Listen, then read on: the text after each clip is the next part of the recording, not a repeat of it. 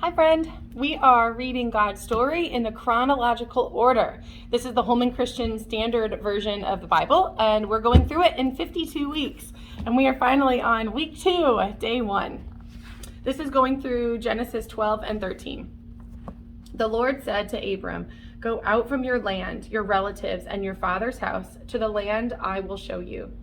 I will make you into a great nation. I will bless you. I will make your name great, and you will be a blessing.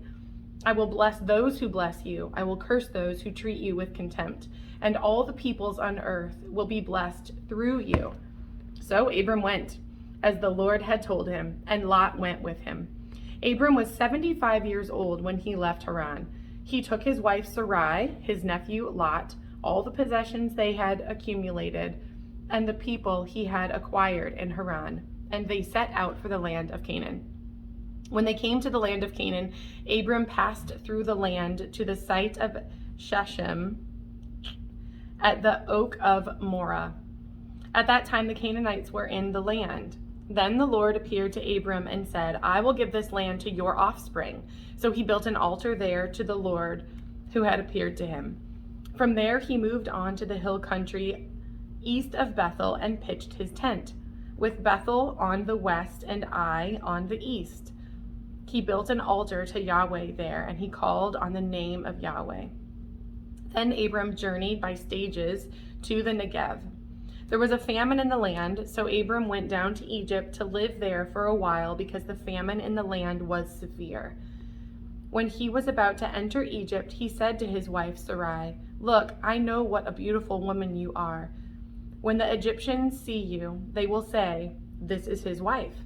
They will kill me, but let you live. Please say you're my sister, so it will go well for me because of you, and my life will be spared on your account." When Abram entered Egypt, the Egyptians saw that the woman was very beautiful. Pharaoh's officials saw her and praised her to Pharaoh, so the woman was taken to Pharaoh's household. He treated Abram well because of her, and Abram acquired flocks and herds, male and female donkeys, male and female slaves, and camels. But the Lord struck Pharaoh and his household with severe plagues because of Abram's wife, Sarai. So Pharaoh sent for Abram and said, "What have you done to me? Why didn't you tell me she was your wife? Why did you say she's my sister, so that I took her as my wife? Now here is your wife, take her and go." Then Pharaoh gave his men orders about him, and they sent him away with his wife and all he had. 13. When Abram went up from Egypt to the Negev, he, his wife, and all he had, and Lot with him. Abram was very rich in livestock, silver, and gold. He went by stages from the Negev to Bethel, to the place between Bethel and Ai, where his tent had formerly been, to the site where he had built an altar, the altar, and Abram called on the name of Yahweh there. Now Lot, who was traveling with Abram, also had flocks, herds, and tents, but the land was unable to support them as long as they stayed together, for they had so many possessions that they could not stay together.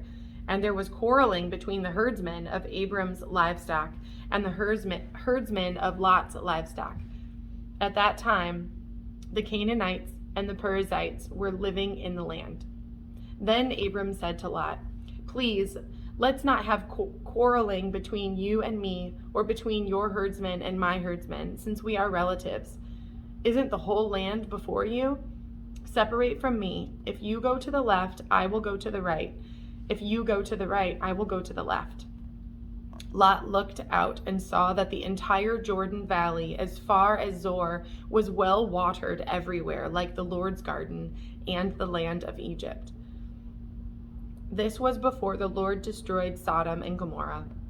So Lot chose the entire Jordan Valley for himself. Then Lot journeyed eastward, and they separated from each other. Abram lived in the land of Canaan, but Lot lived in the cities of the valley and set up his tent near Sodom. Now the men of Sodom were evil, sinning greatly against the Lord. After Lot had separated from him, the Lord said to Abram, "Look from the place where you are. Look north and south, east and west. For I will give you and your offspring forever all the land that you see. I will make your offspring like the dust of the earth, so that if anyone could count the dust of the earth, then your offspring would be counted. Get up and walk around the land, through its length and width, for I will give it to you."